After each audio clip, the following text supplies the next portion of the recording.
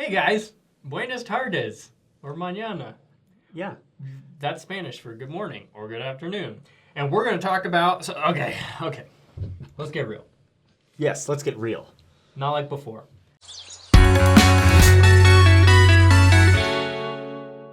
We've gotten a lot of direct messages from people asking that there are people that have been baptized. Congratulations, that's awesome. But they ask how to kind of stay motivated to be active in the gospel, to be active in the church. Yeah. And so we're going to address those questions today and talk about it. And I'm not a convert to the church. Kwaku, well, I mean, I was baptized when I was 8. That's what I mean by that. We're all converts to the church. Conversion is a process. But Kwaku was baptized at what age? 18. 18. And so he's our resident expert on these topics. Kwaku? But started taking the lessons when I was 17, I'm pretty positive. Pretty sure. Did you experience, like, when you first got baptized, like, was it hard? Did you experience, like, a wall where you were like, I don't really want to do this anymore. I don't really want to go to church. Never had that? Nope. Why not? Okay. So a lot of people who join the church, when they join the church, but they didn't have an active church life beforehand. Mm-hmm.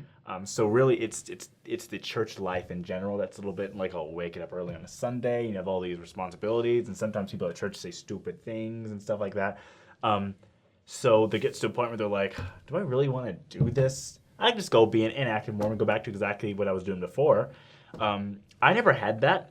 I think because I had an active church life before.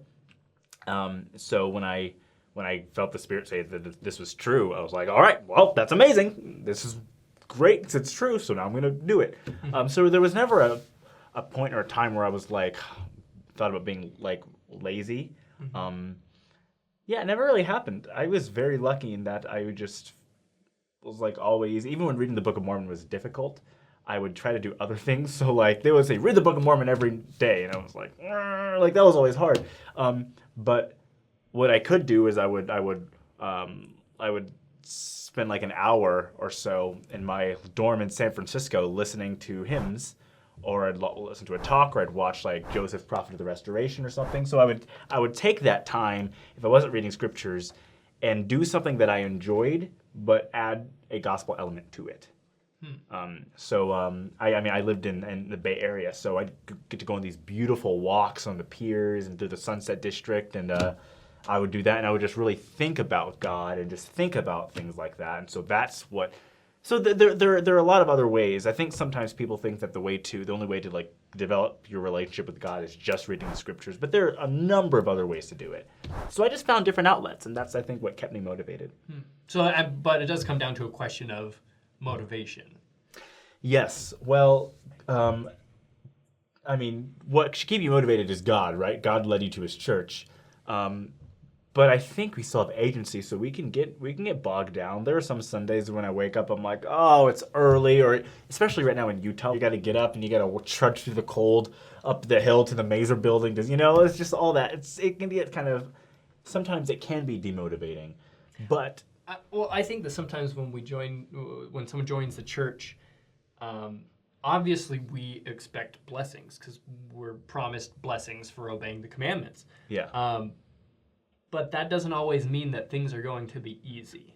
Yeah. Like blessings do not always equate to easiness in your path. For instance, Lehi at the beginning of the Book of Mormon is commanded to leave his home and wander in the wilderness for years because Jerusalem was going to be destroyed. And he describes that time in 2 Nephi to his kids as one of the worst times of his life, a period of great suffering for him, even though he had arrived at that place by following the commandments of God. Yeah. So even though that you are baptized and you're trying to keep the commandments, that doesn't necessarily mean that it's going to be, butterflies and rainbows all the time. Yeah, and I know that sounds crazy, but sometimes we should be thankful for when there are, stormy days and clouds, because it's never ever set up in Scripture that it's just going to be easy once you join. In fact, that's when Satan attacks a lot, right? Mm-hmm. You have people who join the church, and they feel the Spirit so much, but then everyone tells them, you're wrong, you're wrong, you're wrong, you're wrong, And then they just go, oh, should I just go to a different church? And I've heard tons of stories of people who join the church and then they go and they join a different church because everyone told them they were wrong. There were certain things they didn't understand. And then for years, they're in that other church and they just realize it just isn't what it's supposed to be and they come back, right?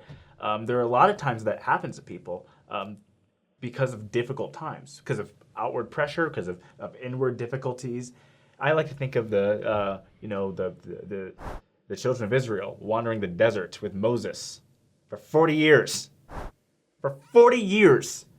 I like to also think of how difficult it must have been for Moses when he finally gets them to Sinai, and he's like, you guys, we can go see the face of God. And they're like, nah, it's all right. And so he has to go up and talk to God. He comes back down, and they have like all these idols. He's like, what are you idiots doing?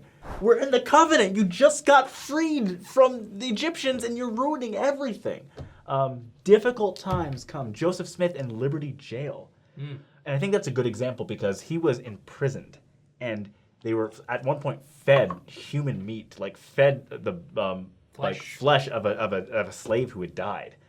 They were horrible things that happened. They were just always sick. It was freezing. But that place, that dark, horrible time period, actually turned into a holy place. Joseph was getting revelation from God in there. So he took the worst of circumstances and made it into something positive. Right. And we're not by any means saying that you're going to join the church and it's going to be like Liberty Jail. They're going to come arrest you and beat you and throw you into prison. No, it's not going to happen. But I think it's also important to make sure that the social aspect of church and Mormon life is not your top priority for being a member of the church. Yes, I think because you might have an FHE group and you're just like, I think these people are lame. You know what I mean? Things that might happen. It doesn't mean like, you should just leave the church. It's going to happen.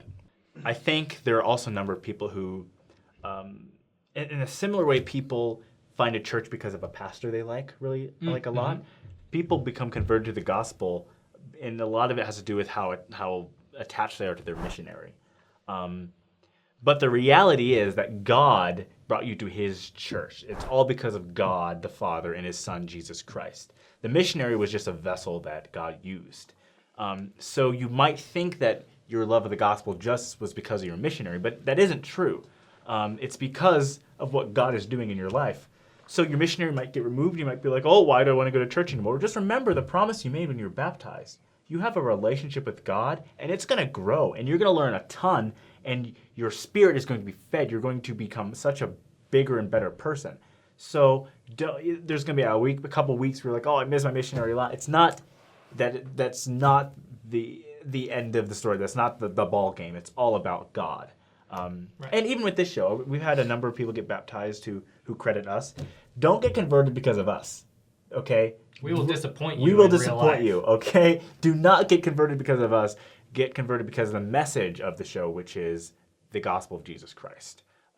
Justin, I know he's got nice abs. We've all seen the Instagram picture, okay? Don't get converted because you think Mimi is cute. Abs. Don't get converted because of that. We're always happy to help, but it's about God, not us, and it's not about the missionaries either. Yep. Well said. I think that's great. If you have any specific questions about issues that you're having at church or issues you're having phasing into your new life in the gospel of Jesus Christ, let us know in the comments. We'd love to talk to you down there. And if you're afraid of you don't want to comment because you know some crazy guy is going to be like, then you can always send us a message, whether it be Facebook or Instagram or Twitter. So, or email. Email is always really good. So, Yep. Subscribe to the channel. Stay active in the church and in the gospel. It's a good thing. It's a very good thing. It's a very good thing. Follow us on the social medias. You know the drill. You know the drill. And we'll see you guys next time.